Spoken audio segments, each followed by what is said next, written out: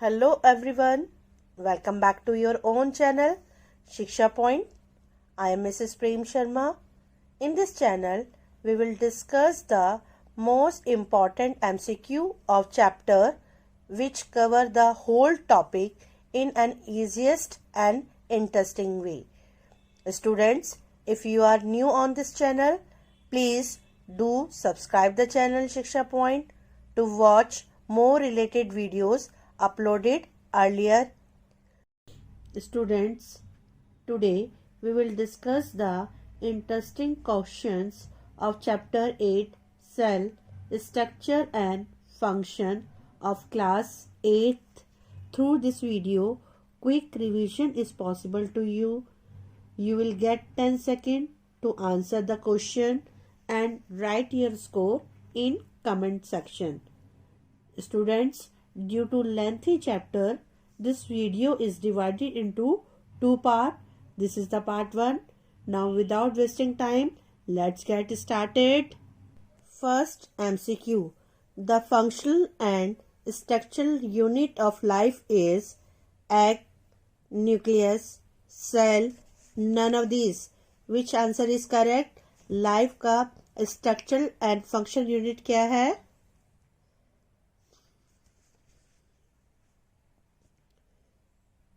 Cell is the correct answer. Life का functional and structural unit जो है cell है. आपको पता है जितने भी लिविंग थिंग्स हैं, चाहे वो प्लांट है, एनिमल है, माइक्रो ऑर्गेनिज्म है, वो सारे किसके बने होते हैं? सेल के बने होते हैं, जिसकी वजह से सेल को जो है बेसिक यूनिट ऑफ लाइफ भी कहा जाता है. आपको पता है जैसे बिल्डिंग बनाने के लिए ब्रिक्स की जरूरत होती है, ईंट की जरूरत होती है, ऐसे ही जितने भी लिविंग ऑर्गेनिज्म हैं वो सेल के बने होते हैं, जिसकी वजह से सेल को बिल्डिंग ब्लॉक ऑफ लाइफ भी कहा जाता है. Next question. Who discovered the cell? Robert Hooke, Robert Brown, both A and B, Charles Darwin. Yes, which one is the correct answer? Cell किसने डिस्कवर किया था?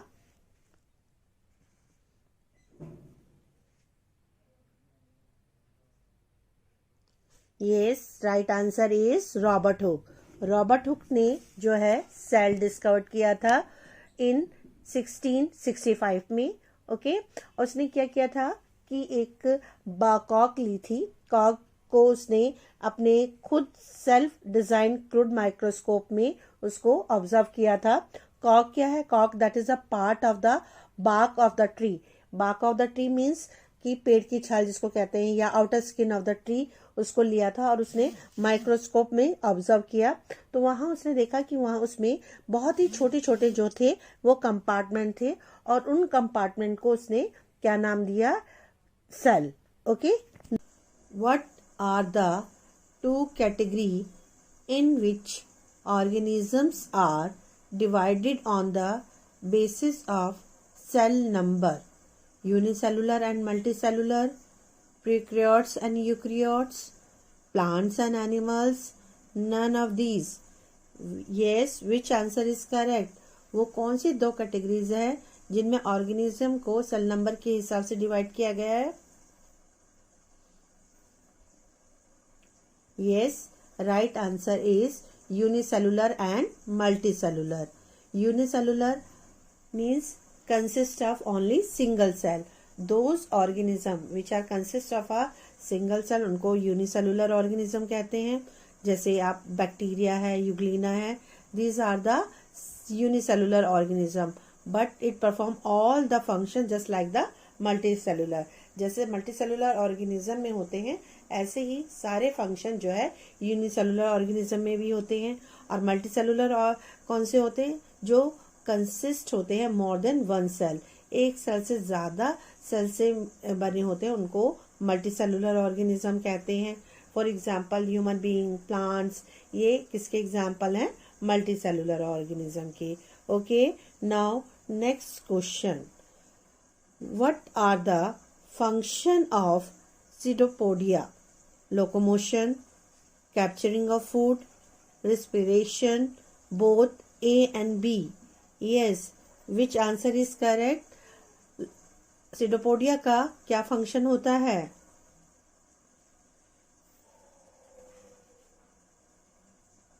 Yes, right option is both A and B. A means locomotion, B means capturing of food. आपको मालूम है सिटोपोडिया किस में होते हैं? अमीबा में, ठीक है। और ये होते क्या है? False feet. Pseudopodia means false feet, ठीक है। तो ये अमीबा जो है अपने फॉल्स फीट को यूज करता है मूवमेंट के लिए और capturing of food. Now move to the next question. The outer covering of plant cell is cell wall, plasma membrane, cytoplasm, chloroplast. Which is the correct answer? Plant cell की outer covering को क्या कहते हैं?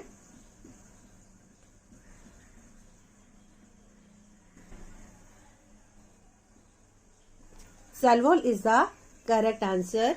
Cell wall जो है वो plant cell में present होती है और एनिमल सेल में एब्सेंट होती है। और ये जो सेल वॉल होती है किसकी बनी होती है? सेलुलोज। और सेलुलोज क्या है? It is a type of carbohydrate, okay. और ये नॉन लिविंग सब्सटेंस की बनी होती है। और इसका क्या फंक्शन होता है? ये प्लांट को एक डेफिनेट शेप प्रोवाइड करती है, मैकेनिकल स्ट्रेंथ देती है, okay. Next question. The process not performed by non-living objects is growth, movement, reproduction, all of these. कौन सा ऑप्शन इसमें से करेक्ट है? नॉन लिविंग ऑब्जेक्ट जो है इसमें से कौन सा प्रोसेस परफॉर्म नहीं करते?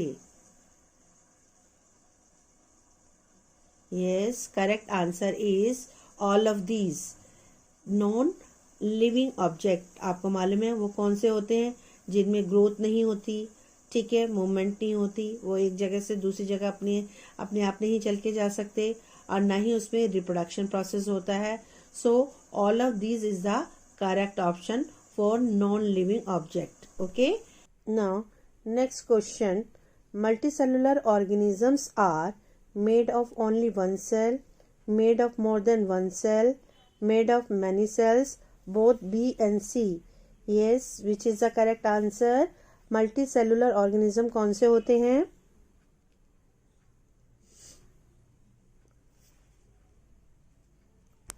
Correct answer is both B and C. B means more than one cell, C means many cell. जो मल्टीसेलुलर ऑर्गेनिजम्स होते हैं वो एक से ज्यादा सेल्स के बने होते हैं, यानी मोर देन वन सेल के बने होते हैं। तो ये you can take the example of trees, human being, animals, these are all example of multicellular organism। और ये जो मल्टीसेलुलर ऑर्गेनिज्म है उनमें जो फंक्शंस होते हैं वो अलग अलग होते हैं, ठीक है। Now next question. Cell theory was given by which of the following scientist? Robert Brown, Schleiden, Schwann, both B and C. Which is the right answer? किसने सेल थ्योरी दी थी? उन साइंटिस्ट के नाम बताओ।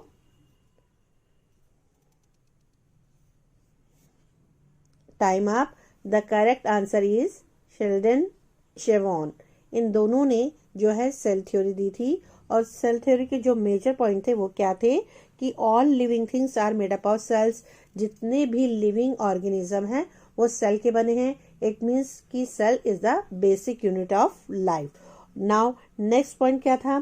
कि न्यू सेल्स अराइज फ्रॉम, जो नए सेल्स जो होते हैं अराइज होते हैं वो प्री एग्जिस्टिंग सेल से अराइज होते हैं, ठीक है। और किस मेथड से? डिवीजन मेथड से, सेल डिवीजन मेथड से, ओके।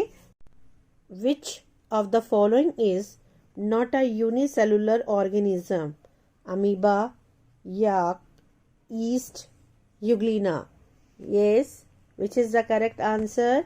इनमें से कौन सा एग्जाम्पल जो है यूनिसेलुलर ऑर्गेनिज्म का नहीं है? Okay, right answer is yak.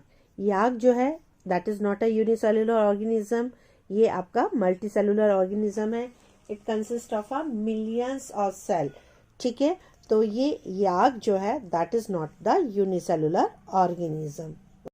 Example of single cell which can be seen through unaided eyes: RBC, WBC, eggs of an ostrich, platelets. Which is the correct answer? वो single cell का example जिसको हम आंखों से देख सकते हैं।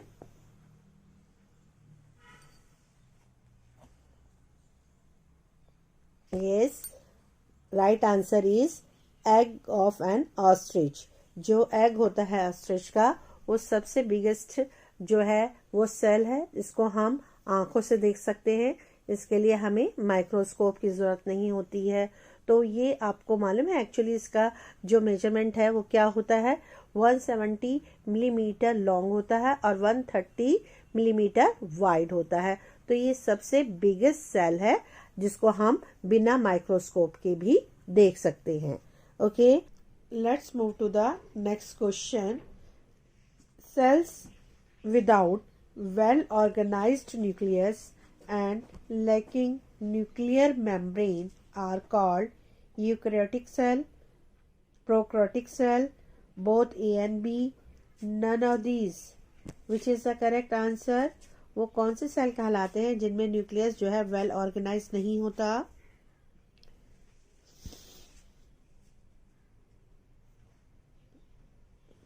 Prokaryotic cells is the correct answer. कुछ सेल्स ऐसे होते हैं जिनमें जो न्यूक्लियस जो है वो प्रेजेंट तो होता है लेकिन वेल डिफाइंड नहीं होता। उनमें जो बाउंड्री होती है, न्यूक्लियर बाउंड्री जिसको कहते हैं, वो एब्सेंट होती है। न्यूक्लियर मटेरियल तो होता है जिसको हम न्यूक्लियोइड कहते हैं, वो मटेरियल प्रेजेंट होता है लेकिन वो आपकी वेल डिफाइंड नहीं होती है। You can take the example of bacteria and blue green algae जिसको हम साइनोबैक्टीरिया भी कहते हैं। These are the example of prokaryotic cell. Okay, next question. Shape of the cell is round and spherical, elongated and oval, long and pointed, all of the above. Yes, cell की shape कैसी होती है, इसमें से कौन सा right option है?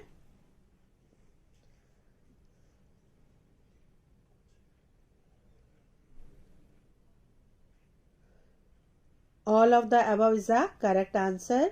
जो शेप होती है सेल की वो आपकी राउंड भी होती है, स्पायरिकल भी होते हैं।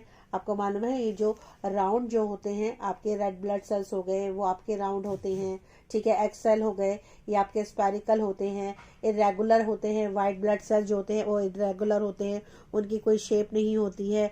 और कुछ लॉन्ग और पॉइंटेड होते हैं। You can take the example of nerve cell जो होते हैं वो लॉन्ग होते हैं, पॉइंटेड होते हैं, ठीक है। और ये जो शेप होती है सेल की वो क्या अलग अलग होती है, वो किसके अकॉर्डिंग होती है? The function they perform in the body, कि वो किस टाइप का फंक्शन जो है बॉडी के अंदर परफॉर्म कर रहे हैं उसके अकॉर्डिंग जो है उनकी शेप होती है, right. Next, the part which are not present in animal cell are cell membrane, chloroplast, mitochondria, ribosome. Okay, which is the right answer? इनमें से कौन सा पार्ट जो है एनिमल सेल में प्रेजेंट नहीं होता?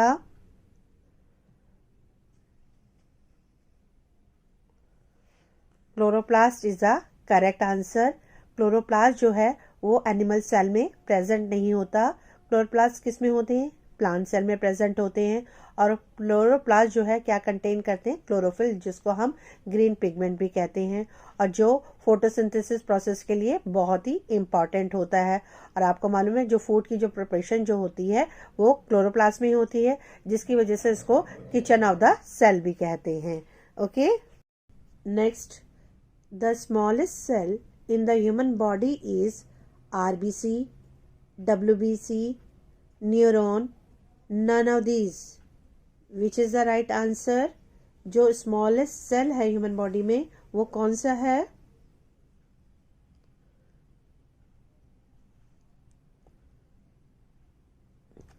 RBC is a correct answer. RBC means red blood corpuscles. ये जो है ह्यूमन बॉडी में सबसे स्मॉलेस्ट है और इसका जो साइज होता है ह्यूमन बॉडी में कितना है? 7 to 9 माइक्रोमीटर। और आपको मालूम है एक माइक्रोमीटर में क्या वैल्यू होती है? 10 to the power -6 मीटर होते हैं।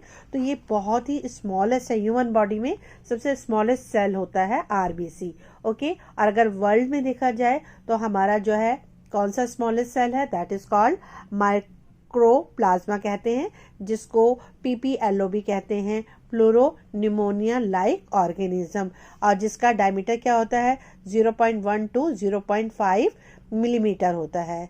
Okay, last MCQ.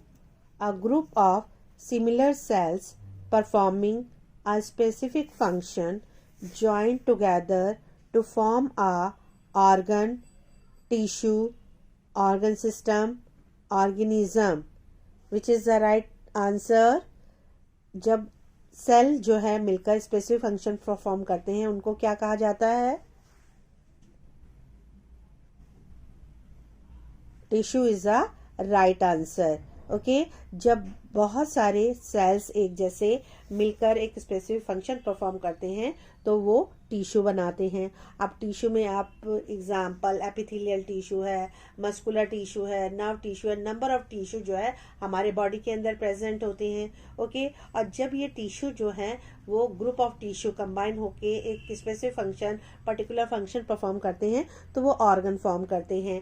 अब आपको पता है ऑर्गन भी हमारे बॉडी के अंदर बहुत सारे हैं, जैसे हमारा लंग्स है, लीवर है, हार्ट है, किडनी है, स्मॉल इंटेस्टाइन है, कितने सारे ऑर्गन प्रेजेंट हैं. तो ये सारे ऑर्गन जब कंबाइन होके क्या करते हैं? ऑर्गन सिस्टम फॉर्म करते हैं.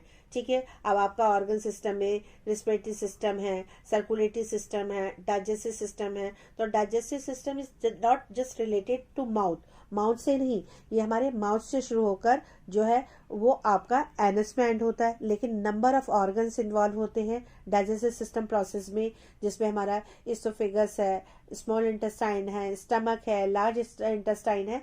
ये सारे के सारे ऑर्गन जो है वो प्रेजेंट होते हैं. ठीक है, तो ये सारे मिलकर ऑर्गन सिस्टम बनाते हैं. ओके, फिर उसके बाद जब number of organ system combine हो जाता है तो क्या फॉर्म होता है? ऑर्गेनिज्म फॉर्म होता है. Right? I hope you enjoyed the video. For such short and effective videos, don't forget to subscribe my channel, like the video and share with your friends. Students, to score max